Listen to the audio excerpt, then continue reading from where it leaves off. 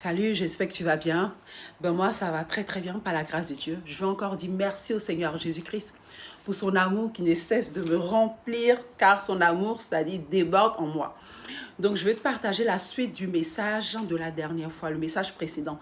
C'est-à-dire, je parlais au fait de comment malgré toute notre volonté, notre sincérité, nous n'arrivons pas à dominer sur le péché. Oui, on n'arrive pas à dominer sur le péché parce que tout le temps, les gens sont sans cesse en train de nous pointer du doigt. Les gens sont sans cesse en train de nous faire comprendre que nous sommes des pécheurs.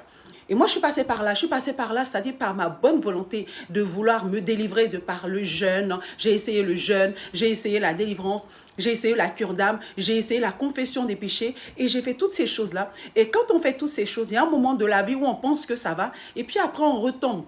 Et quand j'ai commencé à me plonger dans la méditation de la Bible, parce que le Seigneur dit que celui qui demande reçoit. Donc, c'est-à-dire quand tu frappes à la porte, le Seigneur t'ouvre au fait. Et la volonté de Dieu, c'est qu'on arrive à la maturité. C'est-à-dire le Père veut vraiment qu'on puisse le connaître. C'est pour ça qu'il nous a emmené Jésus-Christ, qui est notre Sauveur, qui va nous conduire, qui va nous diriger. Et je voulais vraiment te partager cela parce que ça fait vraiment, au fait, quand je vois beaucoup de chrétiens qui vivent comme, au fait, comme les personnes qui n'ont pas un Dieu vivant.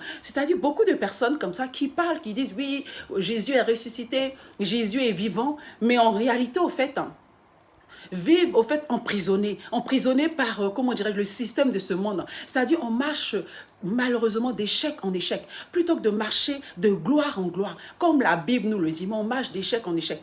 Et encore une fois, je me suis rendu compte que, au fait, ce n'est pas de la faute, au fait, de qui que ce soit. Pourquoi? Parce qu'en général, on ne peut donner que ce qu'on a dans le cœur. Et je me suis rendu compte que les ministres, au fait, les pasteurs, les prophètes, les évangélistes, toutes ces personnes, au fait, sont sincères. Mais comme ils ont reçu qu'il faut se repentir pour, au fait, pour pouvoir marcher dans la domination du péché, donc eux aussi prêchent ces choses-là. Et moi, j'ai essayé la repentance matin, midi, soir, ça n'a rien donné. C'est-à-dire, tu demandes pardon de péché, et puis tous les jours, tu réalises qu'en fait, tu es toujours esclave du péché. Et jusqu'à ce que dans ma relation avec le Seigneur, dans mon intimité avec le Seigneur et Sauveur, j'ai compris une chose. Il faut comprendre que le Seigneur Jésus-Christ est venu au fait lutter, est venu accomplir au fait la loi. C'est quoi accomplir la loi? La loi, c'est le système de la religion.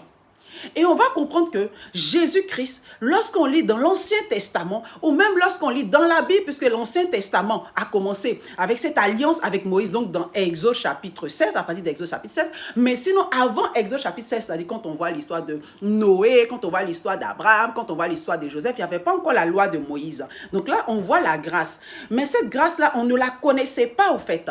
On n'a jamais connu Jésus au fait au travers de l'Ancien Testament ou des Écritures depuis la Genèse jusqu'à Malachie.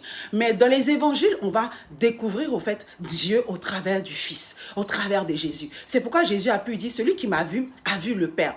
Donc, lorsque je médite, je comprends qu'au fait, lorsque je regarde Jésus, lorsque je regarde son amour, lorsque je contemple sa gloire, lorsque je contemple la compassion qu'il a, je commence à comprendre par là que, au fait, je me retrouve, au fait, sans cesse esclave du péché. Je me retrouve, au fait, sans cesse esclave de ma conscience parce que je n'ai pas compris encore l'œuvre parfaite et accomplie de Christ à la croix. Je ne l'avais pas compris. Donc, j'étais encore dans un système religieux, dans un système de condamnation. J'étais condamné par ma conscience. J'étais condamné par les gens autour de moi. J'étais condamné par la religion. Vous allez voir que lorsque Jésus-Christ, quand tu parcours les évangiles, a marché au fait en Israël, Jésus-Christ est né, c'est-à-dire d'une femme juive. Jésus-Christ est né sous la loi de Moïse. C'est normal, quand tu nais en Côte d'Ivoire, tu pourras parler que le langage ivoirien. Moi, je suis née en Côte d'Ivoire, voilà, parce que j'ai pas mal de personnes, au fait, qui sont camerounaises, antillaises, français, allemands et tout ça. Mais, voilà, chacun a sa tradition. Donc, chacun ramène, au fait, un petit peu de sa tradition. Donc, Jésus, pendant qu'il marchait, au fait, dans son ministère, va essayer d'expliquer, au fait, la loi de Moïse. C'est pourquoi on va voir que lorsque Jésus fait un miracle auprès des 10 lépreux, il leur dit, allez-y montrer le sacrifice que Moïse a prescrit. On va voir que lorsque Jésus naît, on va voir que Marie est partie au temple pour offrir le sacrifice qu'il fallait, le sacrifice de présentation du nouveau-né. Parce que voilà, ils sont nés sous la loi, donc c'est normal. Mais pendant cette loi-là, Jésus-Christ est en train d'expliquer qu'il n'était pas venu au fait pour abolir la loi, mais il fallait qu'il accomplisse la loi. Il fallait qu'il l'accomplisse. Pourquoi? Parce que lorsque Dieu parle, c'est-à-dire Dieu veille sur sa parole pour l'accomplir. Donc si la loi n'est pas accomplie, c'est-à-dire on est tous séparés de la relation d'avec Dieu. On est tous au fait esclaves, on est tous au fait serviteurs. Tu vois, mais lorsque Jésus-Christ va venir pour accomplir la loi, lorsqu'il va être crucifié à la croix, il va dire tout est accompli. Ce tout est accompli aujourd'hui est en train de te dire que désormais tu es acquitté de la loi du péché. Tu es acquitté de l'accusation de Satan. Parce que la seule chose qui fait que Satan domine sur toi, c'est qu'il utilise la loi. C'est-à-dire, il utilise la loi pour dire, tu es chrétien, puis tu as fait ça. Tu es chrétien, puis tu as fait ça. Tu es chrétien, puis tu as fait ça. Et comme malheureusement, beaucoup de personnes ne savent pas, donc ce sont des instruments pour le diable, au fait, pour maintenir, au fait, la personne qui a ce désir de sortir du péché, pour maintenir cette personne encore esclave du péché. Tu vas réaliser que lorsque Jésus était sous la loi, il répondait aux questions des pharisiens. Il avait toujours été accusé par les religieux. Sans cesse, les religieux essayaient de dire, oui, mais Moïse a dit, il est écrit que ces gens de femmes qui ont commis l'adultère doivent être lapidés. Jésus a dit que oui, c'est vrai. Mais celui qui n'a jamais commis le péché, là, lui jette la première pierre. Ils sont tous partis. Parce que eux, en fait, ils ont essayé d'accomplir la religion, c'est normal. Ils n'avaient que ça. Donc, ils étaient toujours en train de chercher les pécheurs du coin. On va voir qu'au fait, c'est lorsque on voit dans la parabole de Luc, où ce pharisien disait, tu vois, moi, ça dit qu'il arrive devant Dieu, il s'estime au fait parfait. Donc, il arrive devant Dieu et puis il fait une requête à Dieu. En gros, il est en train de dire à Dieu, tu vois, moi, je jeûne 2 fois par semaine, je paye ma dîme, je ne suis pas comme ce publicain. Lui, tu vois, c'est un voleur, lui, c'est comme ci, c'est comme ça. Et le Seigneur dit que c'est ce publicain-là même qui a trouvé grâce auprès du Père. Pourquoi? Parce que le Père ne regarde pas tes œuvres. Il sait déjà que tu es un pécheur. Il sait déjà que tu es sans force. Et c'est pour ça que j'ai expliqué dans la précédente vidéo que c'est parce que nous sommes des pécheurs qu'on avait besoin d'un sauveur. Maintenant, voilà là où tu dois te concentrer. Moi, lorsque j'ai compris ça, j'ai vu, au fait, au travers des Écritures, quand on arrive dans les évangiles, où le Seigneur va commencer à dire que celui qui me renie auprès de, comment dirais des hommes, moi je le réunirai auprès de Dieu. Mais ça, c'était sous la loi. Mais là, on va voir maintenant dans la grâce. On va voir que lorsque Jésus-Christ va accomplir la loi de Moïse, c'est-à-dire lorsqu'il a dit tout est accompli, et que Jésus-Christ va maintenant aller faire, c'est-à-dire l'expiation de nos péchés auprès du Père. C'est pour ça qu'il a dit aux femmes, vous ne pouvez pas me toucher parce qu'il fallait qu'il aille faire l'expiation du péché et qu'il revienne. Quand il est revenu, qu'il était ressuscité, désormais c'est la grâce. Désormais la grâce, elle est visible, elle n'est plus cachée. C'est-à-dire, avant, elle était cachée. Quand tu regardes dans la loi, tu vois que la grâce, au fait, était cachée. Lorsqu'Israël avait soif, la grâce, au fait, a donné de l'eau au travers du rocher qui était Christ à Israël pour qu'Israël puisse abreuver sa soif. On va voir que la grâce était cachée. Lorsqu'ils sont arrivés chez Rahab, en tant que prostituée, a été sauvée. Oui, c'est la grâce. La grâce a toujours été cachée. Mais on va voir qu'à la croix, lorsque Jésus est ressuscité, au travers des épîtres, on va voir que désormais, ça ne sera plus dans la loi qui dit, Père, pardonne-nous nos péchés comme nous pardonnons aussi à ceux qui nous ont offensés. On ne va plus voir, au fait, comment dirais-je, dans la loi, dans les évangiles, où on voit le Seigneur qui dit que quand tu vas faire ton offrande et que tu te rappelles que tu as quelque chose contre ton frère, dépose ton offrande et va demander pardon. On n'est plus à ça. Désormais, on n'a plus besoin d'aller chez le sacrificateur parce qu'avant, il y avait une séparation, il y avait un voile, il y avait une différence. C'est-à-dire, il y avait les sacrificateurs à part et puis il y avait le peuple de l'autre côté. Donc, c'est-à-dire, pour pouvoir t'approcher de Dieu, il fallait que tu passe par un sacrificateur. Mais désormais, lorsque la grâce est apparue, il n'y a plus ces choses. Il n'y a plus de différences. Il n'y a plus de juifs. Il n'y a plus de grecs. Il n'y a plus d'esclaves. Il n'y a plus de libres. Ni hommes, ni femmes. Nous sommes devenus tous un en Christ. Parce que la grâce maintenant s'est manifestée. On va voir que la grâce s'est manifestée au travers de la résurrection de Christ. Lorsque Jésus-Christ est ressuscité, désormais, lui qui a dit sous la loi, celui qui me réunira auprès des hommes, je le réunirai auprès de mon Père. Pierre l'a régné 3 fois. Oui, alors que la loi voudrait que Jésus-Christ puisse dire à Pierre, tu sais, dans la loi, c'est œil pour œil, dent pour dent. Comme tu m'as régné, Pierre, 3 fois auprès des hommes, auprès de tout le monde, moi, aujourd'hui, je te réunis auprès de Dieu. Mais comme c'est-à-dire, il a tout accompli, cette loi-là, du œil pour œil, dent pour dent, la loi des œuvres, désormais, c'est la grâce. La grâce, c'est une faveur imméritée. Mais toi, Pierre, qui ne mérite pas mon amour, toi, Pierre, qui m'a rejeté, tous les disciples qui ont fui, moi, je ne regarde plus à ça. Je regarde à mon amour manifesté pour vous par le sang qui est versé. Parce que désormais, j'ai effacé l'acte dont l'ordonnance vous condamnait. Désormais, Pierre, je t'aime. Est-ce que toi, Pierre, tu m'aimes? Est-ce que toi, Pierre, tu m'aimes? Oui, c'est pour ça que vous allez comprendre que même Pierre qui a marché avec Jésus n'avait pas encore compris l'amour, la dimension, la hauteur, la profondeur de l'amour de Dieu en manifesté en Jésus-Christ. Il n'avait pas compris.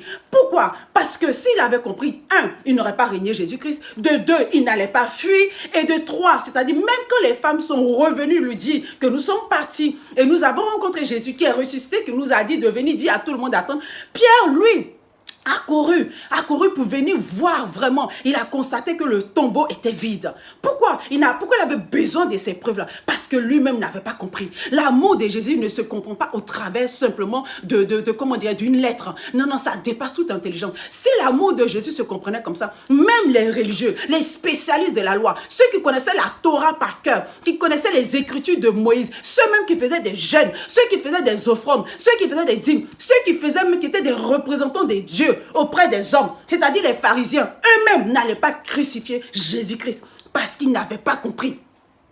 Et c'est ça aujourd'hui l'erreur. Le Seigneur m'a dit l'erreur, c'est de croire que c'est un homme qui va t'expliquer l'amour de Jésus. Non, c'est une question d'intimité. C'est pour ça que je t'ai parlé dans le livre de Colossiens. La Bible dit que quand tu le contemples, quand tu réalises tout ce qu'il a fait pour toi, quand tu réalises la bonté manifestée, la Bible dit que quand toi tu étais pécheur, quand moi j'étais pécheur, je n'existais même pas. Je n'étais même pas dans les pensées de mon Père. Mon Père même ne connaissait même pas encore ma mère. Voilà que Jésus-Christ a prouvé, c'est-à-dire Dieu a prouvé son amour en envoyant Jésus-Christ mourir pour toi. Étions des pécheurs. Tu étais pécheur. Tu n'as pas eu besoin de te repentir. Tu n'as pas eu besoin de confesser tes péchés. Tu n'existais même pas. Jésus-Christ a versé son sang pour toi. Tu sais, l'amour de Jésus-Christ dépasse. Lorsque j'ai rencontré cet amour, son amour m'a bouleversé. La Bible dit que c'est par la bonté, c'est-à-dire que c'est la bonté de Dieu qui te pousse à la repentance. Et quand on dit repentance, on parle de métanoïa, c'est-à-dire changer de pensée, c'est-à-dire se métamorphoser, c'est-à-dire réaliser qu'on était sur le mauvais chemin. C'est la bonté, l'amour de Jésus-Christ. C'est-à-dire de réaliser que j'étais pécheur. C'est-à-dire de réaliser que j'étais dans les ténèbres. C'est-à-dire que de réaliser que je marchais sans Dieu. Je marchais selon le train de ce monde-là. Jésus-Christ m'aimait. Amen. Donc si Jésus-Christ m'aimait, étant pécheur, étant comme ci et ça, à plus forte raison, maintenant que je suis réconcilié avec le Père. Jésus-Christ dit, c'est lui l'époux. Jésus-Christ nous a aimés.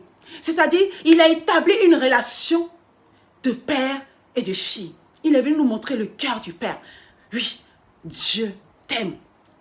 Dieu t'aime. Il ne regarde pas à qui tu es. On n'arrive pas à comprendre l'amour de Dieu. Ça nous dépasse, ça nous bouleverse. C'est pour ça qu'on a besoin encore de continuer par les œuvres. C'est pour ça qu'on voit bien les chrétiens de Galates. C'est-à-dire eux qui ont commencé par la foi en l'œuvre de Christ, ont commencé à faire des œuvres pour être justifiés. Commence déjà par comprendre l'amour de Dieu. C'est-à-dire ce qui a fait que j'ai commencé à dominer sur le péché. Les choses qui me maintenaient esclave sont devenues pour moi comme de la boue. C'est-à-dire, j'ai été tellement délivrée et je l'ai expérimenté avec les personnes qui sont rapprochées de moi. J'ai connu des personnes qui étaient plus fortes qu'elles. Elles passaient tout leur temps c'est-à-dire à critiquer tout ce qui se passait dans l'assemblée. Oui, on les appelle les rapporteuses professionnelles. Mais elles-mêmes étaient conscientes qu'elles ne savent pas pourquoi elles rapportent, mais c'est plus fort qu'elles. Quand elles m'ont rencontré, j'ai dit, tu sais, ma chérie, tu rapportes, ce n'est pas de ta faute. Tu as accepté Jésus, tu es enfant de Dieu, mais parce que tu n'y arrives pas, alors commence à comprendre l'œuvre puissante de Christ. Commence à contempler l'amour de Dieu à ton égard. J'ai connu aussi une personne qui avait un problème avec la masturbation. J'ai connu encore une personne qui avait un problème d'infidélité. J'ai connu toutes ces personnes-là. J'ai jamais essayé de les... C'est-à-dire, comment dirais-je, encore de culpabiliser ce que déjà eux-mêmes ressentent. Ils avaient déjà leur conscience pour leur dire ça. J'ai simplement dit... Commence à contempler ce que Christ a fait. Prends ta parole et médite Christ. Regarde comment il a été bon. Regarde comment il t'aime. Regarde comment il ne cesse de dire qu'il t'aime. C'est pourquoi il a pu dire que le juste tombe 7 fois il se relève. Si Jésus même a pu dire à Pierre, parce que Pierre a demandé à Jésus, mais si quelqu'un me fait du mal, combien de fois je devrais lui pardonner? Jésus a dit, tu dois lui pardonner 7 fois, 77 fois. C'était tellement Pierre a compris par là que, franchement, c'est compliqué. Si Jésus lui-même demande ça à Pierre, qui ne peut pas le faire en tant qu'humain, imagine comment Dieu, lui, combien de fois il te pardonnerait? Eh oui, c'est ce que j'ai dit à ces personnes-là. J'ai dit, Jésus, il est bon. Il n'est pas mauvais. C'est un sauveur. C'est pas l'accusateur. Le diable, c'est l'accusateur des frères. Moi, Seigneur, j'ai dit, je veux être un agent pour annoncer la bonne nouvelle, pour dire aux personnes que tu n'es plus esclave du péché. C'est pour ça, lorsque tu vois dans le livre de Galates chapitre 4, on parle de aussi longtemps que l'héritier, au fait, est ignorant de son statut de héritier, il n'en diffère en rien de l'esclave. C'est-à-dire, tu marches sous la loi. Et ça a été dit dans le livre de Galates, parce que les gens de Galates voulaient encore marcher sous la loi. C'est-à-dire, voulaient encore marcher. C'est pour ça qu'il a fait cette figure de style de parler de Agar et de Sarah, et que Agar, voilà, c'était telle promesse de telle montagne, et Sarah, c'est le fils de la promesse. Oui. Il faut que tu connaisses ton identité. Et tu refuses désormais de te faire accuser par les hommes. Tu refuses de te faire accuser par la religion. Parce que Jésus lui-même ne t'accuse pas. Parce que Jésus lui-même ne te condamne pas. Pourquoi? Il a dit, dans ce monde, vous aurez des tribulations. Mais prends courage, ma fille. Prends courage, mon fils. J'ai vaincu le monde. Oui, c'est ce qu'il a dit. Pourquoi? C'est pour ça qu'il t'a envoyé le consolateur. Quand on parle de consolateur, c'est pour dire qu'on a besoin d'une consolation. On a besoin d'une consolation, c'est le meilleur ami. C'est celui qui te console. C'est celui, au fait, on dit, il est miséricorde. Comme mon mari l'explique dans ses prédications, il a dit la miséricorde, ce n'est pas mériter quelque chose que normalement tu devrais le faire. C'est-à-dire une faute que tu es censé être puni, le Seigneur ne te condamne pas pour cette faute. Cette faute, c'est pour ça qu'il a dit qu'il est miséricorde. Oui. Il est miséricordieux, c'est le Dieu de la grâce, il est le Dieu de la bonté, il est le Dieu de gloire, il est l'Éternel notre justice, il est le Dieu d'amour. C'est-à-dire, lorsque tu découvres tous les attributs de notre Dieu, il est bon. Son amour n'a pas de condition. C'est pourquoi Paul a pu comparer cela à en fait, l'amour entre une femme et un homme. C'est pour ça qu'il a dit que tu ne peux pas haïr ta propre chair et que tu dois t'aimer comme Christ a aimé l'Église en offrant sa vie pour l'Église. Et il a dit c'est un mystère. Pourquoi c'est un mystère? Parce que humainement, on ne peut pas comprendre ça. Pourquoi? Parce qu'aujourd'hui même, humainement, on est incapable d'aimer une personne au point même de donner sa vie. C'est en cela que Dieu prouve son amour pour toi. Lorsque tu étais pécheur. Tu sais pourquoi? Parce que si tu étais parfait, tu allais croire que tu méritais l'amour de Dieu à ton égard. C'est pour ça qu'il t'a aimé. C'est lui qui a fait le premier pas. Il t'a montré que dans ton état de pécheur, il t'aime. Lorsque tu vas méditer de la Genèse à l'Apocalypse, à partir de la Genèse jusqu'à Malachie, la grâce était cachée. On voit la grâce au travers de la vie de Noé. La Bible dit que Noé était intègre selon sa génération. Noé n'était pas intègre selon Dieu. Personne, il n'y a que Jésus. Tu lis dans les livres saints, on dit que Jésus est né sans péché. Toutes les religions disent la même chose, sans péché, saint. Donc, il n'y a que lui seul qui est digne, l'agneau de Dieu. C'est-à-dire, c'est l'offrande parfaite. Il a déjà tout accompli. Qu'est-ce que toi, tu peux venir rajouter de plus? Noé trouva grâce aux yeux de Dieu. Il faut que tu trouves grâce aux yeux de Dieu. Oui, on connaît bien l'histoire d'Abraham. On a vu qu'Abraham venait d'une famille idolâtre. Dieu n'a pas regardé à ça. On a vu que même lorsqu'il est parti avec Agar, Dieu n'a pas regardé à ça. Tu vas aller encore plus loin. Et plus tard, je prêcherai sur les différentes personnes que Dieu avait choisies. Tu verras, c'est un Dieu de la grâce.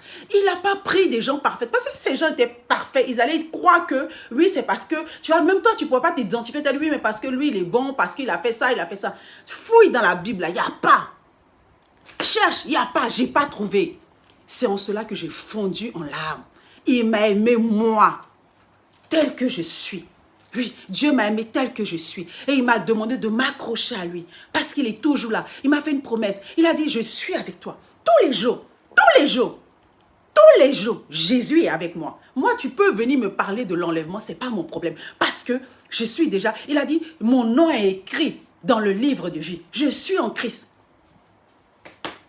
Jésus a dit, vous êtes pardonnés. J'ai effacé dans le livre de Hébreux. J'ai effacé l'acte dont les ordonnances vous condamnaient. Je ne me souviens plus de vos péchés. Je ne le vois même plus. C'est pour ça que Paul, lorsqu'il écrit, il commence par dire, il écrit au sein de Corinthe, il écrit au sein d'Éphèse, il écrit au sein de Colosse. Regarde, les chrétiens de, comment on dirait, de Corinthe, ils n'étaient pas si saints que ça, selon la définition humaine du mot saint. Être saint n'est pas lié à tes actions. Être saint est lié au fait que tu as cru en Jésus-Christ. Et comme tu as cru en sacrifice de Jésus-Christ, ben ton péché a été ôté, effacé, pardonné. La Bible dit que Jésus est mort il y a plus de 2000 ans. Peut-être je l'ai déjà dit, mais je vais en répéter. Tu n'existais même pas encore. Il faut que tu réfléchisses à ça. Tu n'existais même pas encore. C'est-à-dire quand tu vas l'évangéliser dans 5 ans, dans 10 ans, même dans 90 ans, dans 100 ans, si tu es encore là, tu verras que Jésus-Christ, son sacrifice demeure. Son sacrifice est éternel. Éternel.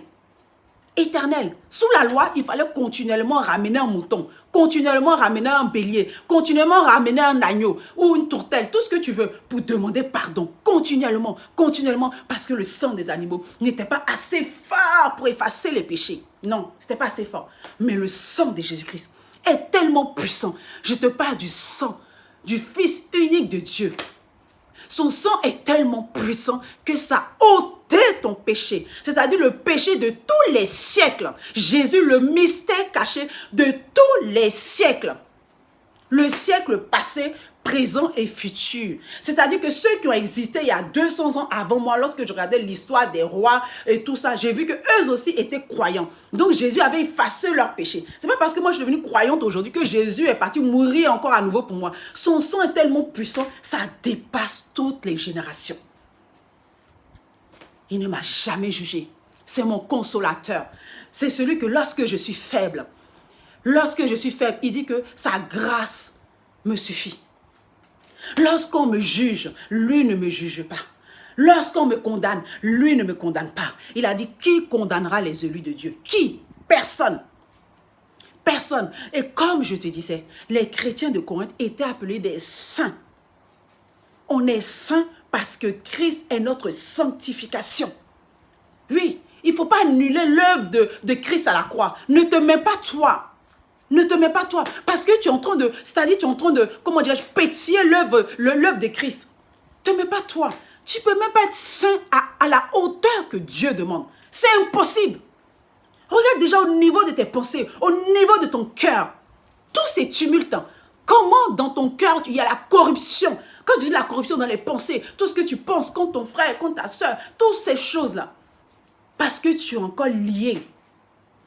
Donc regarde en Christ. Comme il a fait la sanctification dans le livre de 1 Corinthiens, à partir du chapitre 1 vers le verset 28 à 30, il va te dire que Christ s'est fait sanctification pour moi. Christ est ma sanctification. Lorsque je m'appelle sainte, c'est parce que j'ai cru en Christ. Et Christ m'a justifié. Christ m'a justifié. Christ m'a sauvé. Il est ressuscité. 1 Corinthiens chapitre 1 verset 15 a dit, j'aime bien ce verset, il a dit que, je vais le prendre, il a dit que si Christ, attends, je vais poser ma Bible en bas. Il a dit, alors je te trouve, que si Christ au fait n'est pas ressuscité, alors notre prédication est vaine. Et ça, il a vraiment raison. Parce que si Christ est mort, alors là, on a besoin de faire des choses. Or, si Christ, 1 Corinthiens chapitre 15, verset 17, or si Christ n'est pas ressuscité, votre foi est inutile. Vous êtes encore dans vos péchés. Et par conséquent, ceux qui sont morts en Christ sont aussi perdus. C'est même pas la peine. Si c'est pour cette vie seulement que nous espérons Christ, nous sommes les plus à plaindre de tous les hommes. Mais en réalité, Christ est mort, précédant ainsi ceux qui sont sauvés. Donc, Christ est sauvé, et Christ est ressuscité, pardon. Et cependant, nous sommes sauvés. Christ est ressuscité. Il est ressuscité. Il est ressuscité. Il n'est pas resté. Il n'est pas resté dans le tombeau. Il est ressuscité. S'il était resté dans le tombeau, ça voudra dire que son sacrifice ne suffisait pas encore. Il fallait encore qu'on fasse des choses. Mais il est ressuscité. C'est-à-dire qu'il a versé son sang. C'est-à-dire qu'il a ôté là dont les ordonnances nous condamnaient. C'est-à-dire que Dieu maintenant a approuvé son sacrifice. Désormais, je m'identifie en Christ. Tel que Christ est, tel que je suis. Je suis la prunelle des yeux du Père. Le Père t'aime. Il t'aime. Contemple Christ. Médite dans toute la Bible et tu verras sa bonté, tu verras son amour, tu verras sa grâce et tu verras qu'il ne t'a jamais condamné, pardon, et que plutôt tu es justifié en Christ. Je vais m'arrêter là. Son amour est tellement puissant que je veux lui dire merci. Merci Seigneur pour vraiment ton œuvre parfaite. Je ne pourrai jamais donner ma vie pour mon fils, pour mon époux ou pour qui que ce soit. Et même toi, tu ne pourras jamais donner ta vie.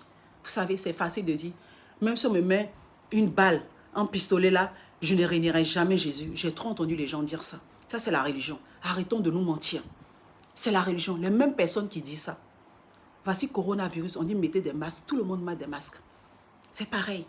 On dit ferme ton église, tu fermes ton église. C'est pareil. Je pensais que tu étais prêt à mourir pour Christ. Arrêtons de mentir à Dieu. Il sait de quoi nous sommes faits. Nous sommes petits. Christ est tout. Et nous nous identifions à lui. Bénis Dieu, il cherche des adorateurs. Reconnais celui qui ne nous condamne pas, mais qui nous aime. Comme mon mari le dit, tu connaîtras la vérité qui est Jésus-Christ. Et cette vérité qui est Jésus-Christ te rendra libre. Je t'invite à partager cette vidéo au maximum afin d'en gagner les cœurs, afin que les âmes puissent être délivrées de la religion, des œuvres mortes de la religion. Christ a tout remporté à la croix. Sois béni. Je t'embrasse très fort. À bientôt pour les prochaines vidéos et je t'aime.